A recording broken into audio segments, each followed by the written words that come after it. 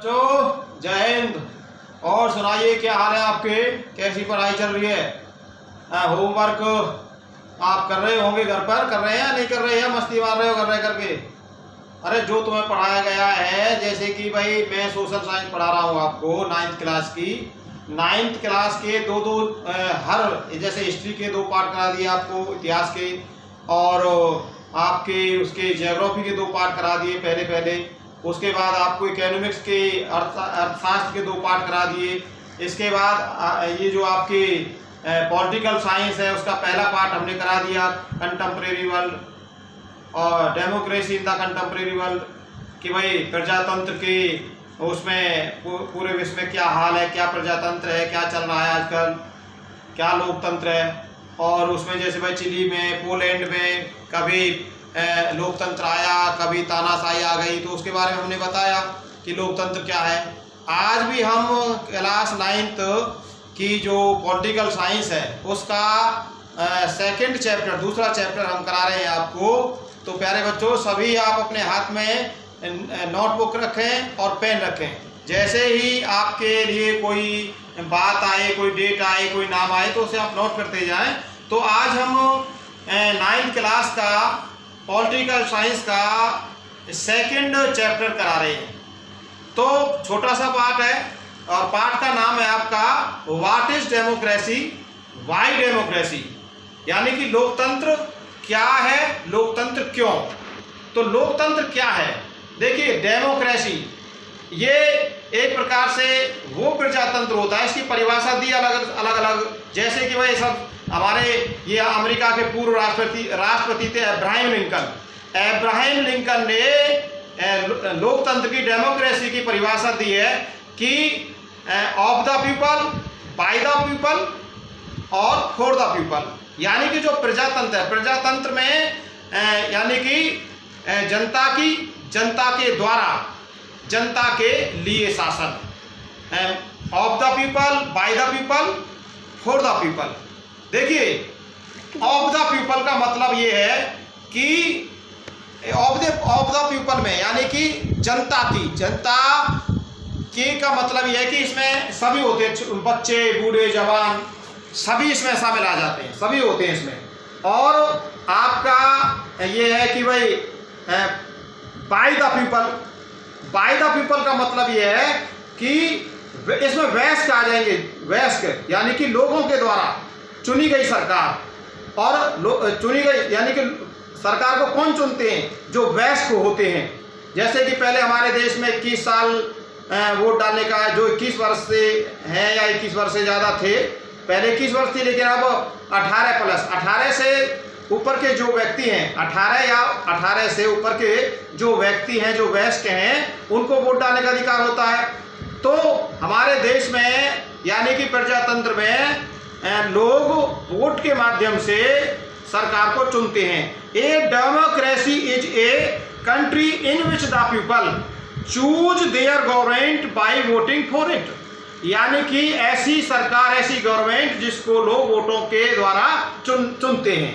पहले क्या था, जब हमारे देश का संविधान नहीं था, तो संविधान से पहले हमारे देश में यानी कि तानाशाही थी एक प्रकार से, या कह लीजिए जंगल राज था, जिसकी लाठी उसकी भैंस हुआ करती थी, या कह लीजिए जो राजा होता था वो रानी के गर्भ से पैदा होता था। रानी के गर्भ से पैदा का मतलब ये है कि भाई राजा के मरने के बाद उसका बेटा, फिर उसका बेटा, इस तरह से तानाशाही यानी कि राजतंत्र चला रहा था। लेकिन हमारा देश आजाद हुआ, बाबा साहब डॉक्टर भीमराव अंबेडकर ने इस देश का संविधान लिखा। तो इस तरह से संविधान के बाद इस देश में यानी कि जब आजाद हुआ देश, डेमोक्रेसी आई। तो अब क्या है, अब संविधान के अंतर्गत जो 18 साल के या 18 वर्ष से ऊपर के जो व्यक्ति हैं, सबको वोट डालने का अधिकार था। पहले वोट डालने का अधिकार नहीं था, केवल जो जिम्मेदार लोग होते थे या जो रईस होते थे, जिनके जो पैसे वाले होते थे, केवल उन्हीं को वोट डालने का अधिकार था। महिलाओं को वोट डालने का अधिकार नहीं था। लेकिन अब संविधान में चाहे वो जाति, धर्म और लिंग के आधार पर किसी प्रकार का कोई भेदभाव नहीं है, सबको समान रूप से वोट डालने का अधिकार है। तो इस तरह से हम अपनी सरकार वोटों के माध्यम से चुनते हैं और हम अपनी सरकार 5 साल के लिए चुनते हैं और 5 साल बाद यदि सरकार ठीक प्रकार काम करती है, सही तरह से काम करती है, लोगों की भलाई के लिए काम करती है, तो दोबारा भी उसे मौका दिया जा सकता है। यदि इस देश का राजा या शासक या हमारे देश की सरकार 5 साल के दौरान अच्छा काम नहीं करती है तो आने वाले 5 साल के बाद जब चुनाव होंगे तो उसमें वोटिंग के माध्यम से उस सरकार को हम बदल सकते हैं। यानी कि प्रजातंत्र में, डेमोक्रेसी में जो सत्ता, जो ताकत होती है वो जनता के हाथों में होती है, या कह लीजिए जो निर्णय लिए जाते हैं वो जनता के द्वारा चुने हुए प्रतिनिधियों द्वारा निर्णय लिए जाते हैं। तो ऐसी प्यारे बच्चों कई सरकार है। देखिए तानाशाही सरकार में, देखिए लोकतंत्र में जनता के द्वारा या जनता के चुने हुए प्रतिनिधियों द्वारा निर्णय लिए जाते हैं, लेकिन तानाशाही में एक ही सरकार होती है और एक ही व्यक्ति द्वारा फैसले लिए जाते हैं। तानाशाही सरकार में जनता के सुख दुखों से कोई लेना देना नहीं होता। और इधर देखिए पाकिस्तान में भी मिलिट्री शासन हो जाता है, कभी राष्ट्रपति, हालांकि पाकिस्तान में जैसे कभी राष्ट्रपति शासन होता है, लेकिन पाकिस्तान में भी राष्ट्रपति जनता द्वारा चुना हुआ प्रतिनिधि होता है। राष्ट्रपति को जनता चुनती है। अब मैक्सिको है, मैक्सिको में लोकतंत्र नहीं है। मैक्सिको में लोकतंत्र नहीं है क्योंकि वहाँ निष्पक्ष और स्वतंत्र रूप से चुनाव नहीं कराए जाते, चुनाव नहीं होते। इधर आप आ जाइए चीन। देखिए चीन और उत्तर कोरिया में लोकतंत्र नहीं है। चीन और उत्तर कोरिया में लोकतंत्र नहीं है, वहाँ तानाशाही है, मिलिट्री शासन है, वहाँ मनमानी से एक प्रकार से शासन चलाया जाता है। इधर आप ले लीजिए मैक्सिको में। देखिए मैक्सिको, जैसे कि हम कह रहे थे, मैक्सिको में भी आपकी लोकतंत्र की सरकार नहीं है। मैक्सिको में लगभग 1930 से 2000 तक एक ही पार्टी का शासन रहा है। कब से लेकर 1930 से लेकर के 2000 तक एक ही पार्टी रूलर रही है, वहाँ एक ही पार्टी जीतती आ रही है, एक ही पार्टी का शासन चला आ रहा है और उस पार्टी का नाम है PRI से नोट कर लीजिए, PRI। तो PRI की फुल फॉर्म लिखिए आप, institutional revolutionary party, PRI, institutional revolutionary party. तो ये पार्टी है वहाँ मैक्सिको में, यही सत्ता में रही है तो ज़्यादातर, और 1930 से लगभग 2000 तक। और जो डेमोक्रेसी में जो चुनाव होते हैं वो निष्पक्ष होते हैं, स्वतंत्र होते हैं और जनता अपने मत से वोटिंग के द्वारा सरकार का चुनाव करती है। लेकिन तानाशाही सरकार में ऐसा नहीं होता, राजतंत्र में ऐसा नहीं होता। दूसरी बात, जो डेमोक्रेसी होती है, जो प्रजातंत्र होता है, जहाँ वहाँ पर जनता की इच्छा के अनुसार शासन चलाया जाता है।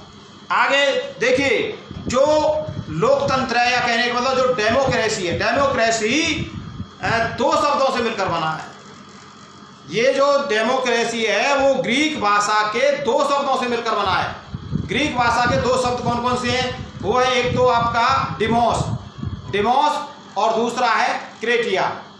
तो ये ध्यान रखना, लोकतंत्र यानी कि डेमोक्रेसी ग्रीक भाषा के 2 शब्दों से मिलकर के बना है, एक तो डिमोस और दूसरा क्रेटिया। डिमोस का अर्थ है लोग और क्रेटिया का अर्थ है शासन, यानी कि लोगों का शासन। अब हम प्यारे बच्चों बात करेंगे आपके लोकतंत्र की विशेषताएं, फीचर्स ऑफ डेमोक्रेसी। लोकतंत्र में कौन कौन सी विशेषताएं होती हैं, क्या विशेषताएं लोकतंत्र की?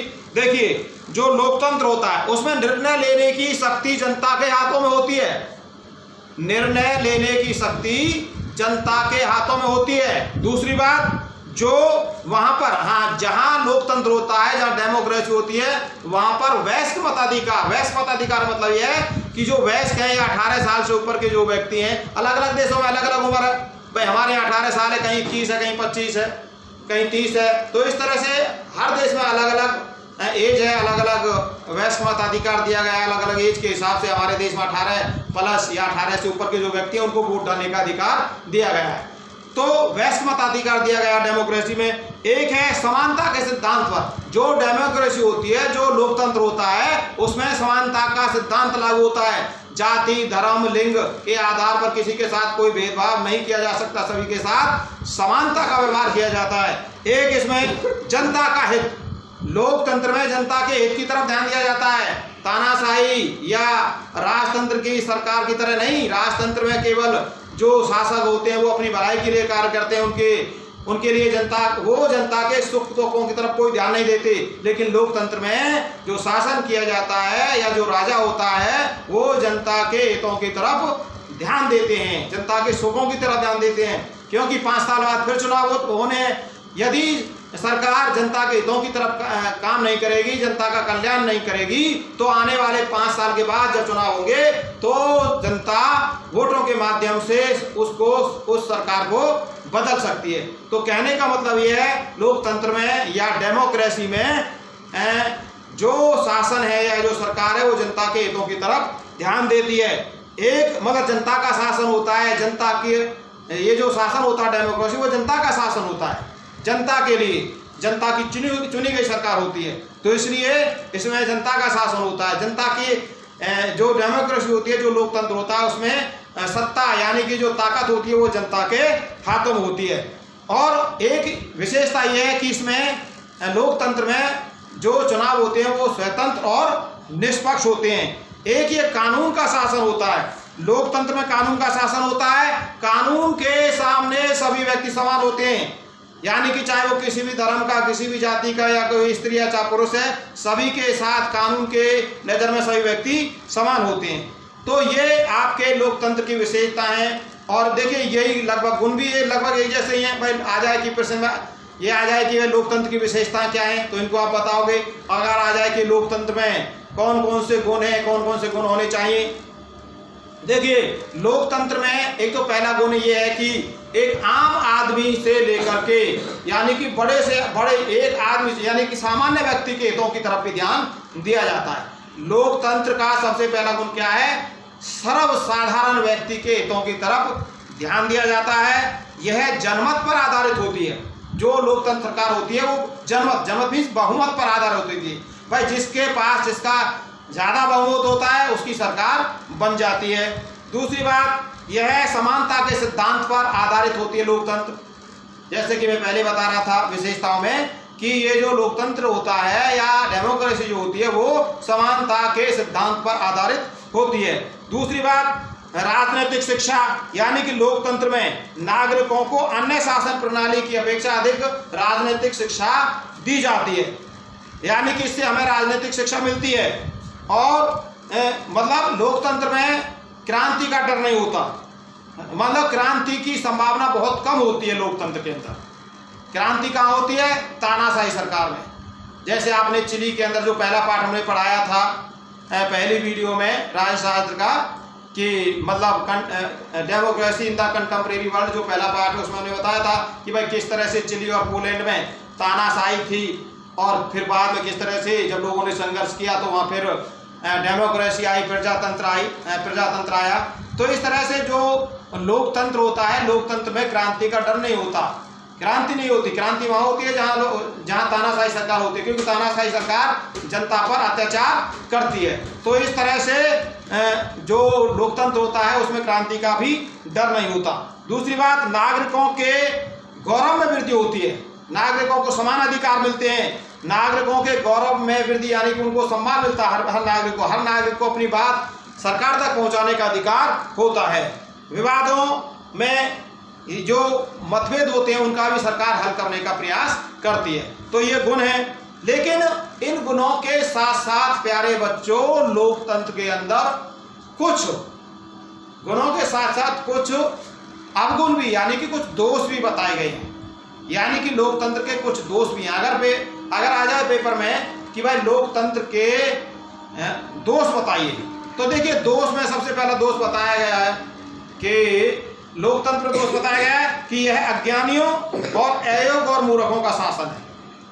यानी कि और दूसरी बात, यह गुणों के स्थान पर संख्या को अधिक महत्व देता है। भाई इसमें जो मूर्ख व्यक्ति है लेकिन उसके पास बहुमत है, तो वो सरकार में चुन लिया जाता है। यानी कि इसमें बहुमत जो मतलब गुणों के आधार पर बहुमत को ज़्यादा महत्व दिया जाता है। एक ये उत्तरदायी शासन नहीं होता लोकतंत्र, और ये जनता के प्रति यानी कि बहुत खर्चीली होती है। एक तो यह है कि भाई यह उत्तरदायी नहीं होती और ये खर्चीली बहुत होती है, और ये एक प्रकार से अमीरों का शासन है, और अस्थायी और कमज़ोर शासन भी है ये। क्योंकि बहुमत, जैसे कि भारत में बहुत सारे दल हैं, और जब एक दल स्पष्ट बहुमत से नहीं आता तो गठबंधन करके सरकार बना लेते हैं, फिर आपस में मतभेद हो जाते हैं, जिससे कि सरकार 5 साल पूरे नहीं कर पाती। तो ये अस्थायी सरकार भी है, कमज़ोर शासन भी है, और एक इसमें भ्रष्टाचार भी बहुत ज़्यादा हो जाता है, और नैतिक स्तर में भी बहुत ज़्यादा गिरावट आ जाती है। तो ये प्यारे बच्चों इसके क्या हैं, दोष भी हैं। इस तरह से प्यारे बच्चों ये दोष हैं, और ये इस तरह से आप इसमें ज़्यादा मतलब ये बड़ा पार्ट नहीं है। एक तो डेमोक्रेसी की आपको परिभाषा याद करनी है, और डेमोक्रेसी की विशेषताएं, लोकतंत्र की विशेषताएं, लोकतंत्र के गुण आपको याद करने हैं, और लोकतंत्र के अवगुण यानी कि लोकतंत्र के दोष भी आपको याद करने हैं। तो और भी इसके बहुत सारे ऑब्जेक्टिव टाइप क्वेश्चन है, वो आपको याद करने हैं। तो ये आपका पहला पार्ट है, इसे वो आप याद इसका राजनीति शास्त्र का दूसरा पार्ट है, फर्स्ट वीडियो है आपके सामने। आप इसे ध्यान से सुनेंगे, समझेंगे, लोकतंत्र क्या है, लोकतंत्र की परिभाषा याद करेंगे, और इन प्रश्नों को याद करेंगे जो मैंने आपको अभी समझाए हैं होमवर्क के तौर पर। इन्हीं शब्दों के साथ फिर मिलेंगे हम आपसे जल्दी। जय हिंद, जय भारत।